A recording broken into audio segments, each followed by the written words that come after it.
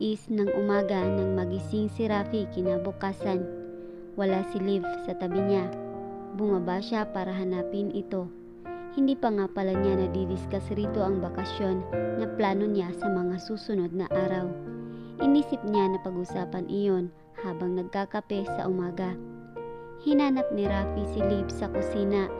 Kahit may mga kasambahay sila, madalas na sinisigurado nito na ito pa rin ang gumagawa ng mga pagluluto. Gustong-gusto naman niya iyon dahil napakasarap magluto ng asawa. Kaya naman nakaramdam siya ng kaba nang makita na wala roon ang asawa. Naghanap pa si Rafi sa iba't ibang parte ng bahay. Nahalughog na niya ang lahat pero wala ni Anino Liv. Sinubukan rin niya na tawagan ang cellphone nito dahil baka lumabas lamang ito sandali, pero nakapatay ang cellphone. Nanginginig na ang mga kamay ni Rafi sa pag-aalala nang bumalik muli siya sa kwarto.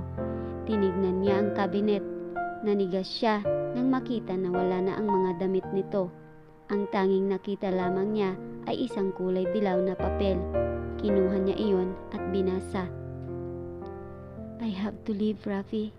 Hindi ko alam kung makakabalik pa ako, but whatever happens, please take care of yourself. Take care of Scarlett too. I know you would. I trust you, but I'm sorry. Liv. The letter just leads to one about. Liv left without any reason at all. Sinadya nito iyon. Ginusto nito iyon. Gumuho ang mundo ni Rafi. 3 years later, napakalakas ng kabog ng puso ni Liv nang makarating siya sa Little Angels Academy. Nagbabaka sakali siyang makita roon si Therese, ang best friend niya. Simula high school pa lamang siya. Teacher ito roon. Kailangan muna niyang magkaroon ng lakas ng loob bago niya harapin ang mga taong sabik na siyang balikan. Pero nagawan niya ng malaking kasalanan. Ang best friend ang naisip niyang puntahan dahil malaki ang pag-asa niya na natatanggapin pa rin siya nito. Ito ang pinakamabait na taong kilala niya. Mahal siya nito. Tutulungan siya nito sa kanyang muling pagbabalik. Sino po ang kailangan niyo, ma'am? Tanong ng gwardya kay Liv. Sinabi ni Liv ang pangalan ng best friend. Nagtuturo pa ba siya rito? Alinlangan siya. Wala siyang balita sa kaibigan, kaya hindi siya sigurado kung nananatili pa rin ito roon sa kabila ng mga nakalipas na taon. Opo ma'am, pero tatawagan ko po muna ha. Bawal po kasi kami magpapasok ng walang pahintulot. Tumango si Liv. May tinawagan ng guard at pagkatapos ay tumingin muli sa kanya. Pasok na po kayo ma'am. Itinuro ng guard ang papuntahan niya para makita ang kaibigan. Hindi nahirapan si Liv sa paghanap sa kaibigan dahil sinalubong rin siya nito. Kaagad na niyakap siya nito nang makita. Nanlaki pa ang mga mata nito. Niyakap rin niya ito. Oh God, Liv, you're alive! Ngumiti si Liv. Kahit ang katotohanan na iyon ay mahirap rin na paniwalaan sa sarili niya. I miss you so much, Therese. Naluha pa ang kaibigan. Ako rin. Kumusta ka na ba? Ano bang nangyari sa iyo?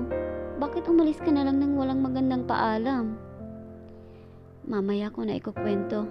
Pero maayos na ako ngayon. Maayos na nga ba talaga siya? Iyon ang sinasabi ng mga doktor sa kanya. Hindi man 100% clear, pero halos ganoon na rin. Pero naramdaman niya na parang nagsisinungaling siya sa kaibigan. Hindi pa talaga siya lubusan na maayos. Hindi magiging lubos na maayos ang buhay niya dahil hindi pa niya nakakasama si Rafi at ang nag-iisang anak na si Scarlett. Magiging maayos lamang siya kapag nakabalik na siya sa dating buhay. Sige, siguraduhin mo yan ha. Saka, huwag muna ngayon dahil abala ako. Sa totoo lang ay may klase ako at nilabas lang kita. Halika muna sa klase ko. At teka nga pala, nakausap mo na ba si Rafi? Napuntahan mo na ba sila ni Scarlett? Umiling si Liv. Wala pa ako akong lakas ng loob para harapin mo sila. Iniwan niya ang mag-ama niya, paniguradong mahihirapan siyang makabalik. Tumango si Therese. Sa totoo lang, estudyante ko si Scarlett. Nanlaki ang mga mata ni Liv. Dumagundong sa saya ang kanyang puso. Talaga, Therese? Sabik na ako na makita siya. Pwede kaya? Nagulo ang mukha ni Therese. Hindi ko alam kung maganda nang mangyari pero susubukan natin. Sa pagkakaalam ko ay hindi kanya kilala. Hindi na pagtatakahan iyon ni Liv. Wala pang ganoong muwang si Scarlett nang iniwan niya. Nang makarating sa klase ay kaagad na makita ni Liv si Scarlett. Kamukhang kamukha ito ni Rafi. Ang tanging naman na lamang nito ay ang malaperlas niyang kutis. Nakahalukip-kip at may kausap itong batang babae. Hindi na nag-aksaya pa ng oras si Liv. Kaagad na nilapitan niya ang anak. Inagaw sa pakikipag-usap sa kaklase nito. Niyakap niya ng mahigpit si Scarlett. Naiyak siya sa bugso ng damdamin. Oh, anak ko, Scarlett. Napakalaki na ni Scarlett. Napakarami ng pinagbago. Marami siyang namiss sa buhay ng anak. Lalo siyang nasabik na makapiling ito. Hindi rin nagtagal ang yakap. Itinulak siya ni Scarlett. Malakas iyon kaya kaagad nabuyo si Liv. Bahagya pa siyang nagulat. Lalo na nang irapan siya nito. She looked like a spoiled brat. Tumingin si Scarlett kay Therese. Teacher, bakit kayo nagpapapasok ng stranger sa classroom? Isusumbong ko kayo kay Daddy. Hindi siya stranger, Scarlett. She is your... Pinutol ni Liv ang pag-amin ni Therese. Kaibigan ako ng teacher Therese mo. Kahit na. Bata ka ba para pumasok rito? And you just hug me without notice. Tumakbo na ito palayo sa kanila. Parang tinusok ang puso ni Liv. Hindi ba siya gustong makita ng anak? Napapikit si Liv at napahawak ang kamay sa bibig. It was just one of the sufferings. You should get yourself ready. Rejection. Hindi siya kaagad mapapatawad ng mag-ama niya. Hinawakan ni Therese ang balikat niya.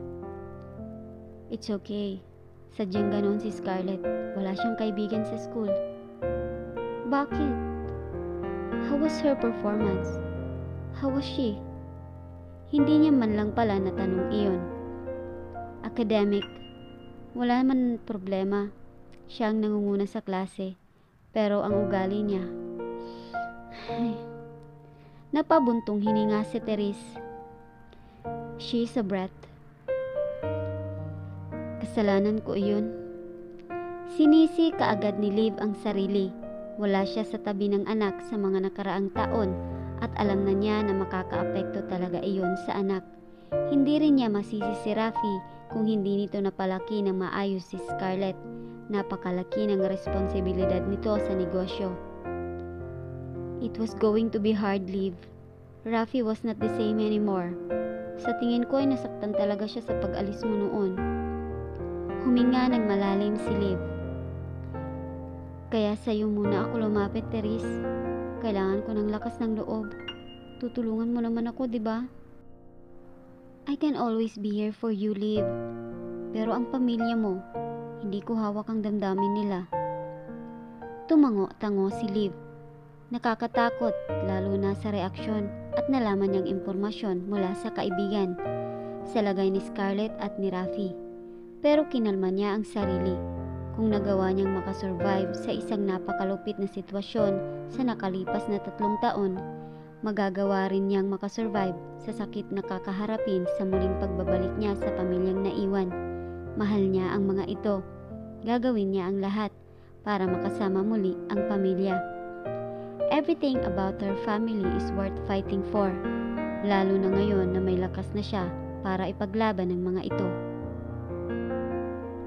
Nasa kalagitnaan ng importanteng meeting si Rafi nang lumapit sa kanya ang sekretarya. She excused him for his colleges. Iniabot nito sa kanya ang cellphone. Sir, kanina pa po tumatawag si Ma'am Scarlett. Kahit sinabi ko na po na nasa meeting kayo ay ayaw magpaawat. Nagpapasundo na po kasi may bad girl daw sa classroom. Kumunot ang noo ni Rafi. Alinlangan pa siya dahil importante talaga itong ginagawa niya. Pero mas importante pa ba ang meeting kaysa sa anak? Ito na lamang ang natitira sa kanya. Ang business opportunities ay marami pang darating. Sandaling nag-excuse na rin siya sa mga kasamahan at sinagot ang tawag ng anak. Malamang ay tumawag ito mula sa telepono ng school. Hindi kasi kay Therese ang nag-registered na number. Daddy! Finally! Hindi maganda ang tinig ng anak. Pick me here now, please. Natatakot ako sa bad girl na iyon. Huminga ng malalim si Rafi.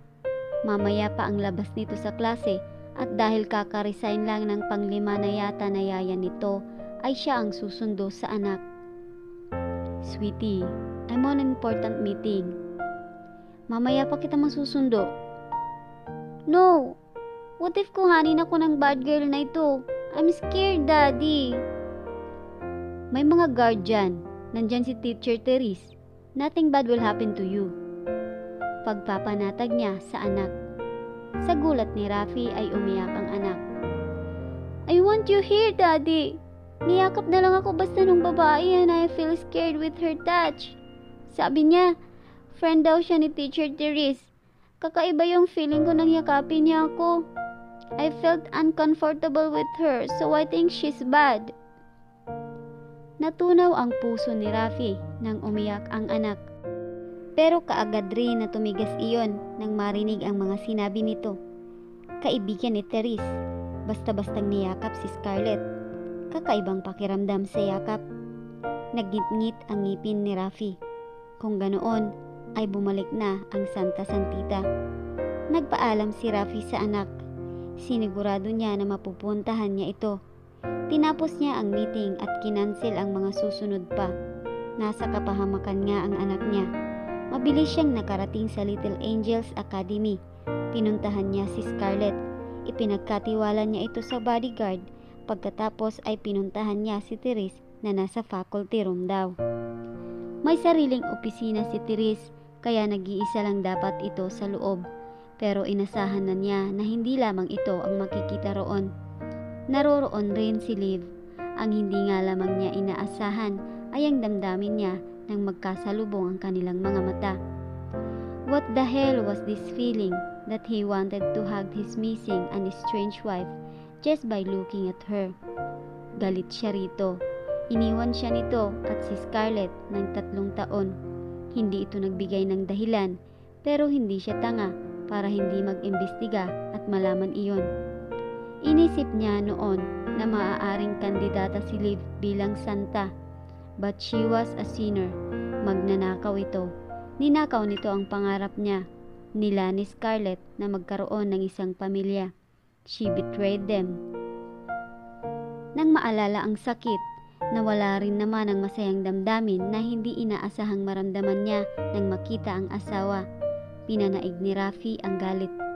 Hinarap ni Rafi si Therese.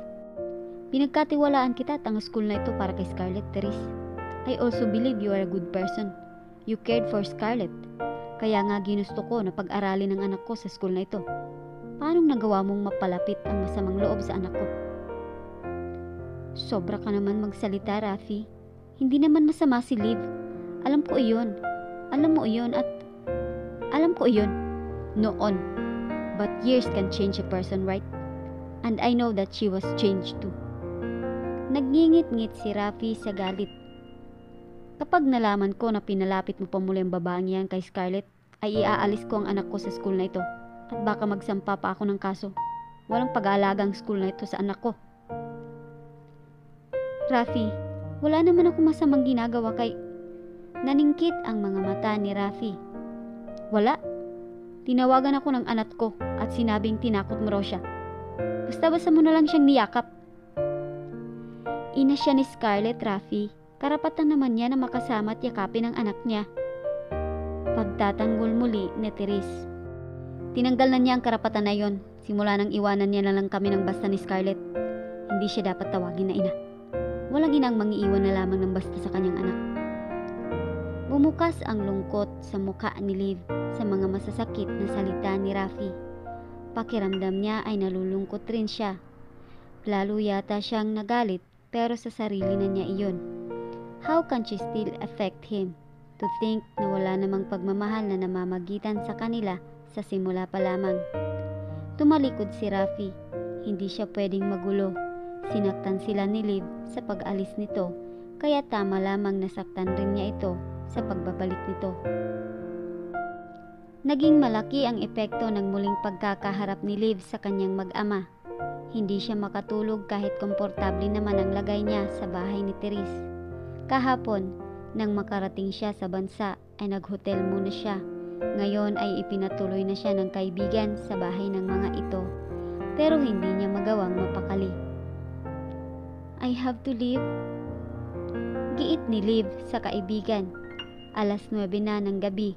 Pinipilit siya ng kaibigan na matulog, lalo na nang malaman ang lagay niya. Liv, ipagpabukas mo na lang. Marami ka pa namang oras para bumawi sa kanila. Sa ngayon ay kailangan mo munang magpahinga. Umiling-iling si Liv. Hindi ako mapakali. Hindi ako makakapagpahinga habang hindi ko sila kasama. O alam man lang ang lagay nila. Tama na ang 3 taon. Napaiyak si Liv. She felt so frustrated. Hindi niya magawang tanggapin ang rejection. Bumuntong hininga si Therese. O sige na nga, ihahatid na kita sa kanila. Inihatid nga ni Therese si Liv. Pagdating roon ay nagpaalam na siya rito. I can manage. Gabing-gabi na eh. Pasensya na talaga sa abala. Wika niya sa kaibigan nang gustuhin pa nito na kausapin muna si Rafi para masiguradong pakikisamahan siya ng maayos. Humikab ang kaibigan. O sige, pasensya ka na rin. Pagod na rin kasi talaga ako eh. It's been a long day. Tawagan mo na lamang ako kapag may problema ha. Tumango-tango si Liv. Pero kalahating oras na nang nakaalis si Therese ay hindi niya may pindot ang doorbell. Naduwag siya. Ganoon pa man, sinilip-silip niya ang bahay. Sarado na ang mga ilaw at hindi naman siya pansin ng guard sa gate. Tulog kasi ito nang ibaba siya ni Therese sa tapat. Nagtago pa siya ngayon sa may halamanan sa gilid ng malaking bahay. Kaya lang, hindi yata siya gusto ng Diyos na maduwag. Nagbuhos ito ng grasya sa ibaba. Malas para sa kanyang nasa labas. Ulan. Lumakas pa iyon. Natataranta siyang naghahanap ng masisilungan nang may magsalita mula sa likod niya. Ano sa tingin mong ginagawa mo at nagpapaulan ka?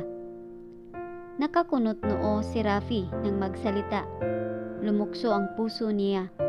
Lalo na ngang lumapit ito sa kanya at pinayungan siya. May ibinigay itong tuwalya sa kanya. Salamat. Napasunod siya rito nang maglakad ito papunta sa loob ng bahay. Pinapasok siya nito. Pinaupo at tinawag ang isang katulong para magpatimpla ng kape. Ngayon, nagsalita ka. Malakas na ang kabog ng puso ni Liv sa simpleng pagtingin lamang niya kay Rafi.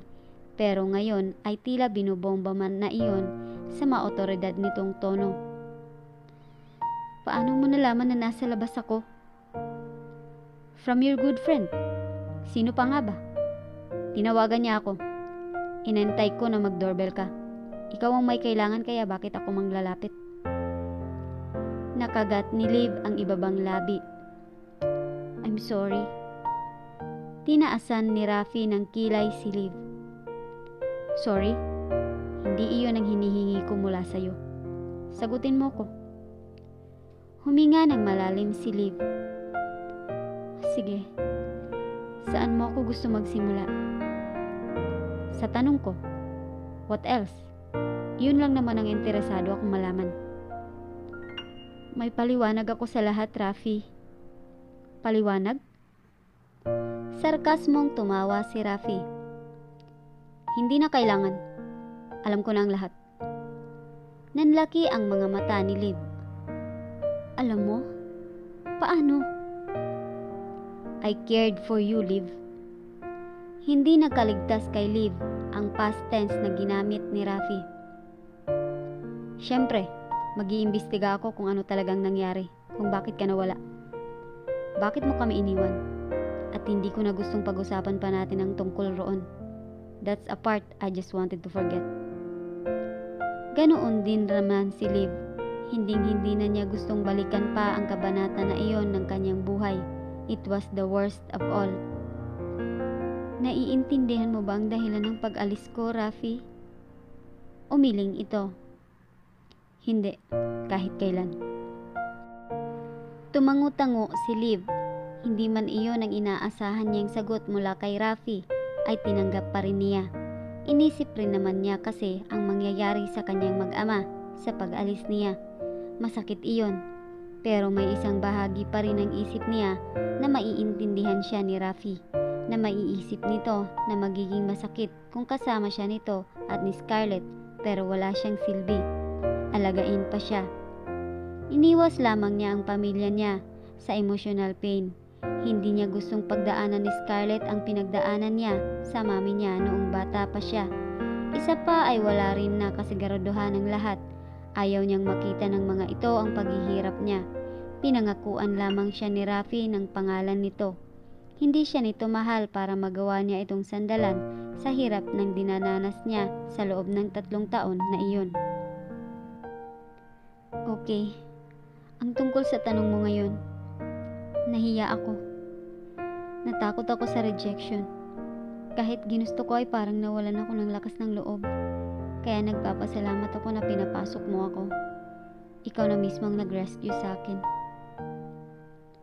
Oo, pero wag mong asahan na sa mga susunod ay magiging considerate pa rin ako. Nag-aalala lang ako nang sabihin sa akin ni Therese na may sakit ka raw, kaya ginawa ko yun. Tinitigan siya ng mataman ni Rafi. Pagkatapos ay muling umiling-iling. Nagkamali ako ng pagkakakilala kay Therese. I thought she was a good fare, pero niloko niya ako. Ang sabi niya ay may sakit ka raw kaya wag na kitang pahirapan. Hindi na sa ngayon, though still nagsinungaling siya sa akin. Walang bakas ng kahit na anong sakit sa'yo. Umiling-iling si Rafi. Ipapahatid kita sa driver kapag tumila-tila na ang ulan. Masyadong malakas pa ang buhos ng ulan ngayon. Mahihirapan siya sa pag-drive. Hindi ko gustong umalis, Rafi. Please, let me stay. Babawi ako kay Scarlett. Sa'yo. We don't ask for that. But I want. Please, Rafi. Bumalik na ako ngayon. Maayos na ako at hindi ka pa rin maayos sa memorya ko. Sa memorya ng anak mong iniwan mo. Nagngingit-ngit na naman ang ngipin ni Rafi sa galit. Nanghina si Liv sa galit ni Rafi. Kahit naman pinagkasundo lamang sila, ay maayos ang relasyon nila ng lalaki. Mabait ito sa kanya. Kahit kailan ay hindi sila nag-away. Napakaayos ng relasyon nila. Pero ano pa ba ang inaasahan niya kung siya mismo ang sumira ng maayos na relasyon na iyon? May dahilan siya pero hindi iyon naiintindihan ni Rafi. Hindi nito iyon matanggap. Hindi ko na kaya pang mawalay sa inyo muli ni Scarlett, Rafi. Please, pagbigyan mo naman ako. Napakatagal ng 3 taon na naghirap si Liv sa ibang bansa. Lumaban siya para makapiling muli ang kanyang pamilya. Hindi niya gustong masayang lamang ang pinaghirapan niya. Napaiyak si Liv. Natagpuan rin niya ang sarili na lumuluhod sa dating asawa. Namutla ito sa ginawa niya. Huwag mong gawin yan. Pinatayo siya nito. Huwag mo rin na gawin ito. Alam ko na nasaktan ko kayo ni Scarlett sa pag-alis ko. Pero naririto na ako muli ngayon. Handa na akong bumawi sa mga taon na nawala ako. Please, let me be part of this family again. Huwag mo akong gawing tanga, Liv. Iniwan mo kami. Paano pa ako magtitiwala sa'yo? Alam ko na magiging mahirap. Hindi madali. Pero bigyan mo man lang ako ng isang chance. Hindi nagsalita si Rafi. Tinitigan lamang siya nito. Gagawin ko ang lahat makasama lang kayo ni Scarlett. Kahit anong paraan ay gagawin ko. Nag-aalala ako, Rafi. Naikwento sa akin ni Therese ang lahat Nagbago ka raw, si Scarlett. Nalusaw ang puso niya nang maalala ang pagiging matigas at hindi kagandahan na ugali ng anak na una niyang nakita. Narito na ako, Rafi. Gagawin ko ang lahat para mapabago siya. Bata pa siya, hindi pa huli ang lahat. Problema ko nga si Scarlett. Pero, natigilan muli si Rafi. Umiling-iling ito at maya-maya ay napabuntong hininga rin. Fine. Bibigyan kita ng chance. Pero ito ay dahil lang sa mahal ko ang anak ko. Bibigyan kita ng pagkakataon na makasama siya dahil ina ka pa rin niya. But it is under my terms. Napayakap sa tuwa si Liv kay Rafi. Nabunot ang malaking tinig sa dibdib niya. Napalitan iyon ng napakasayang pakiramdam. Lalo na at nagkalapit pa sila ni Rafi. Sa pagkakayakap niya ay naamoy niya pa ang minty na pabango nito na paborito niyang amuyin dati. Hindi pa naman pala talaga ito nagbabago ng tuluyan. At ganoon rin ang damdamin niya rito. Naapektuhan pa rin si Liv kay Rafi. Naroroon pa rin ang malakas na tibok ng puso niya at nakakakilabot na pakiramdam sa tuwing nahahawakan niya si Rafi. Sa lalaki lamang niya naramdaman ang ganito.